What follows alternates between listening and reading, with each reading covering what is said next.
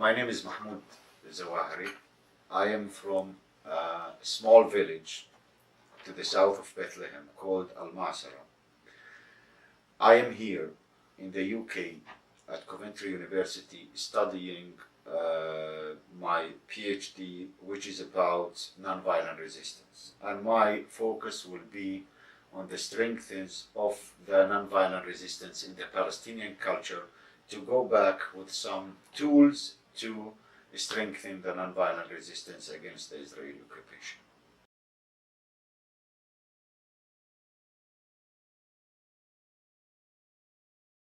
So the issue of Palestine, it's a matter of settler colonial. Israel, since 100 years, the Zionist movement is trying to evict Palestinians from their land. Before 1948, Palestinians were living together in the Holy Land. Christian, Muslim, Jewish, everyone were living in that land, because that land is known as the Holy Land for all the religions. Since the creation of the Zionist movement to create a country for the Jewish people, the problem starts when Balfour declares a Jewish state for the Jewish people in Europe to live in Palestine. And he gave the Palestinian land to the Europeans to create their state on it. And this is unfair, and no one will accept this.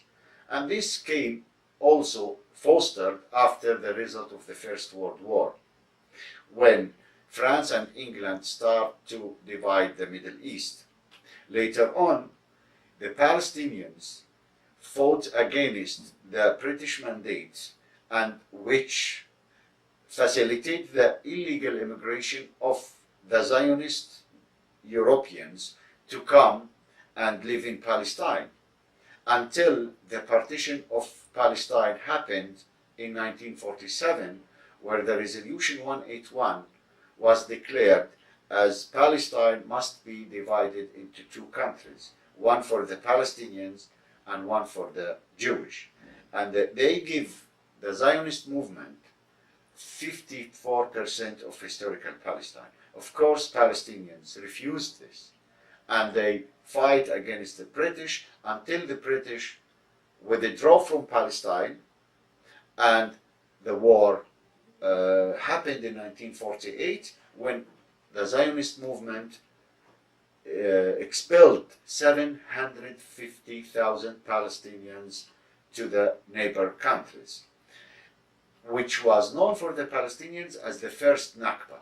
The Nakba, where Palestinians pushed out from their homes, from their land, to other countries, and they were replaced by new settlers coming from Europe and the Western countries. And then Israel was created. Later on, Israel kept grabbing the Palestinian land, and the 6 war days happened in 1967, and Israel occupied the entire Palestine. They occupied part of Egypt, part of Syria, part of Jordan, and part of Lebanon.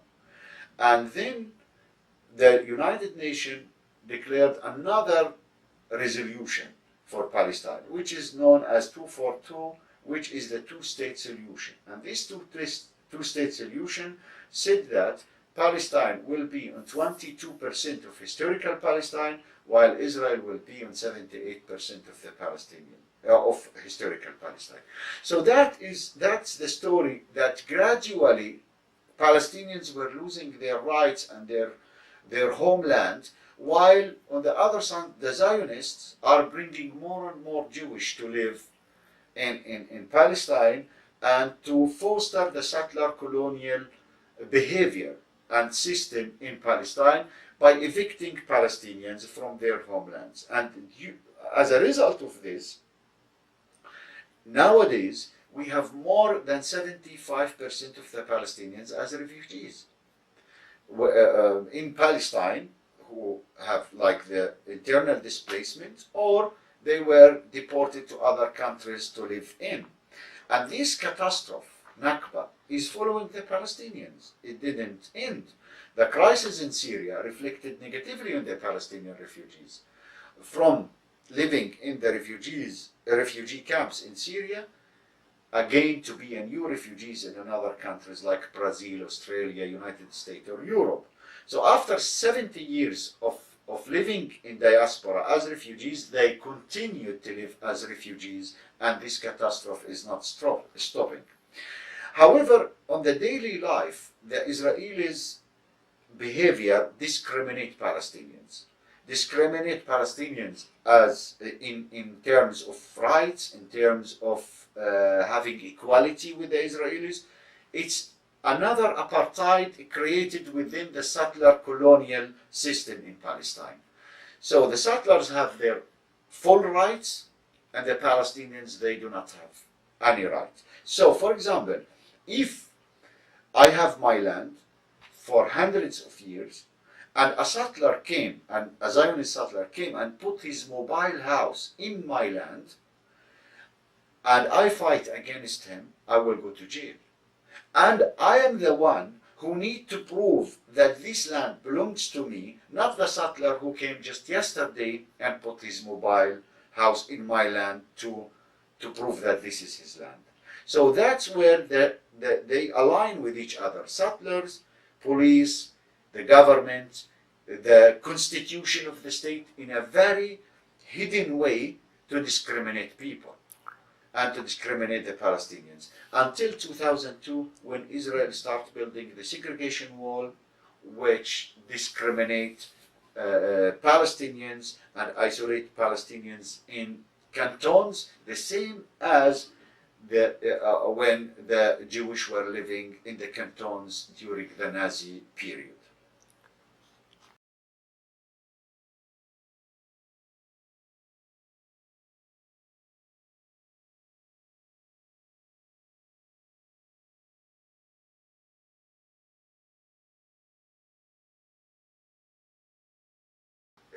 Let's see how all the regimes are intervening in the conflict and in solidarity with Palestine.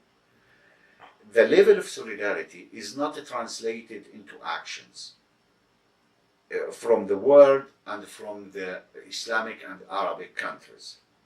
It is more verbal support to the legitimate rights of the Palestinians. And this is a neutral position. All is verbal. And when, for example, if we followed the Islamic summit in Istanbul towards the last announcement of Trump, it was not reaching the level of the demands of the catastrophe that will come as a result of Trump announcement. So it is symbolic reactions coming from the Islamic government. For example, they declared East Jerusalem as a capital of Palestine. This is nothing new in it.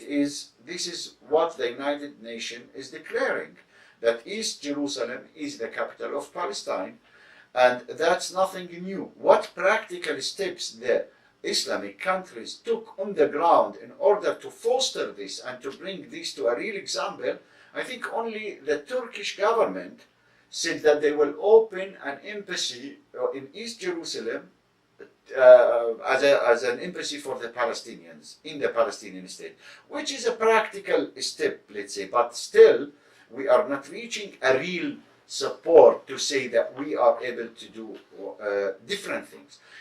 None of the Islamic states said that we are going to cut the relations with Israel or cut the relation with Israel. None of them asked their ambassadors to come from Israel. So that was happening before. But nowadays, with the very serious decision that is taken by the US, none of the Islamic states is taking this, the same as the Arabic countries. And the world position is much stronger to an extent than the Arabic and Islamic countries.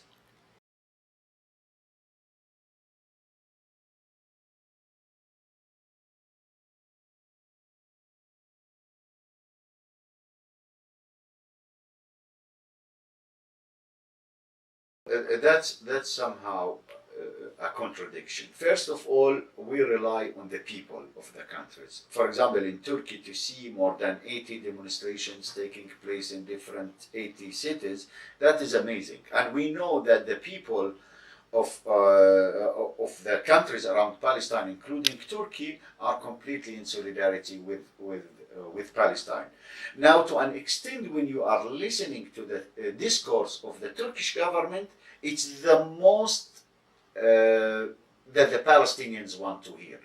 None of the leaders is able to carry this discourse to the Palestinians from the Islamic countries.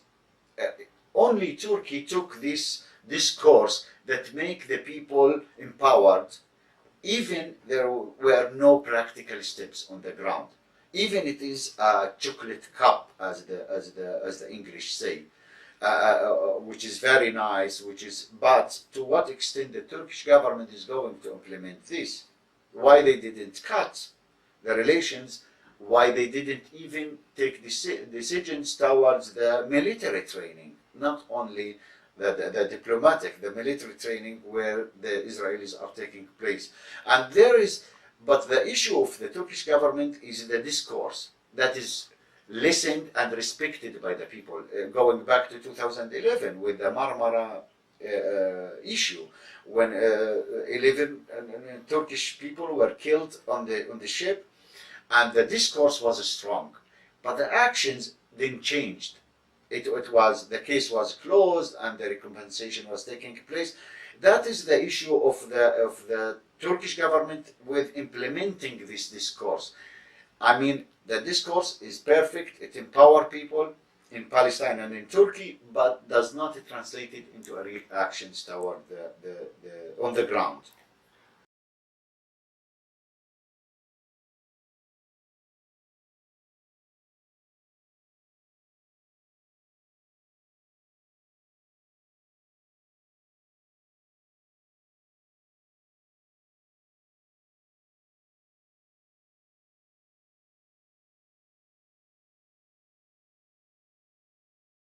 It's not true. First of all, if we look at the summit that happened in Saudi Arabia, where 52 Islamic presidents attend out of 57, when the Saudi government called for this to fight against terror, while the Islamic summit in Istanbul for Palestine, only 16 presidents arrived. Attended this conference. This is a clear measure. The crisis that is happening now is 10 years old, while the Palestinian cause is 70 years old. So if it was and it is the priority for the Islamic leaders, why they didn't do anything for it in the past years before the crisis that is happening now in Syria, Yemen, and Iraq. So the issue is, it is an excuse. Sadly, it is an excuse for them in order to foster their regimes and under the slogan of liberating Palestine. That's a dilemma for the Islamic countries, that Palestine in a verbal and in a symbolic issue it is, yes, but on the real action, no, it's the last priority for them.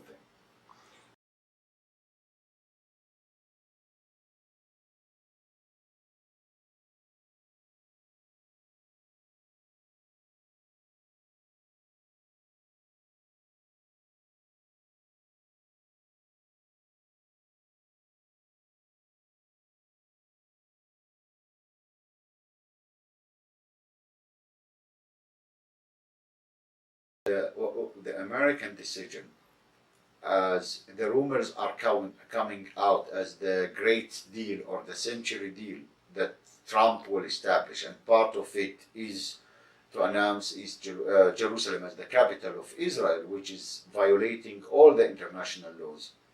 That is a new catastrophe for the Palestinians. But let me tell you something. This will bring hope. This issue, I think, will bring a change on the ground. Why? Because the idea is to create a new Palestinian that can accommodate with the occupation. And this is since Oslo. And first of all, this announcement killed the peace process, killed the negotiations as a tactic to end this conflict. So none of the Palestinian leaders is going to bring this method again and to say, oh, Palestinians, we have a new mediator now, let's go with the peace. No one will respect that.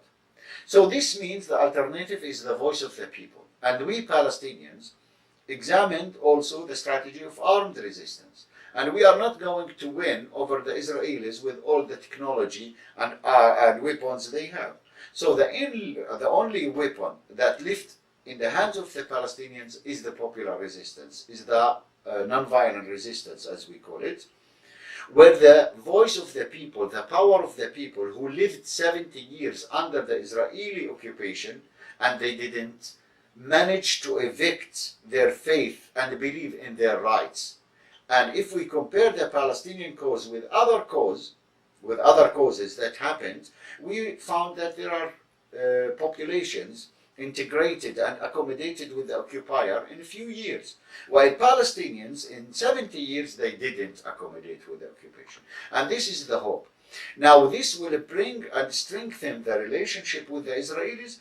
Of course, with nonviolent resistance, there will be a type of common ground for Israelis to be a part of this joint struggle movement in order to fight for the rights of the Palestinians. And nowadays, this will lay the ground for the one-state solution and killing the idea of two-state solution. And in this case, we are fighting for equality. And this equality it means that to be together. And not only between Palestinian and Israelis, but also with the international community, where people will come together in order to have this transnational solidarity with the Palestinians in order to end this apartheid system that exists in Palestine. However, this needs to have a clear strategy of nonviolent resistance, to have a cohesion among the Palestinians, and to get rid from all the outcomes of the failure peace process that happened in the last 25 years. 48, and this is the population of Palestinians, and this is the first partition of Palestine in 1947, and this is 1967, and this is the two-state solution proposal, and this is the current situation in 2013 after building the wall. And you see the yellow color, how it is finishing, and even now more than this, and this is less than 11% of historical Palestine. This is 22 and this is 46 out of historical Palestine. So this is the map, how it is melting and shrinking and, for the Zionist movement.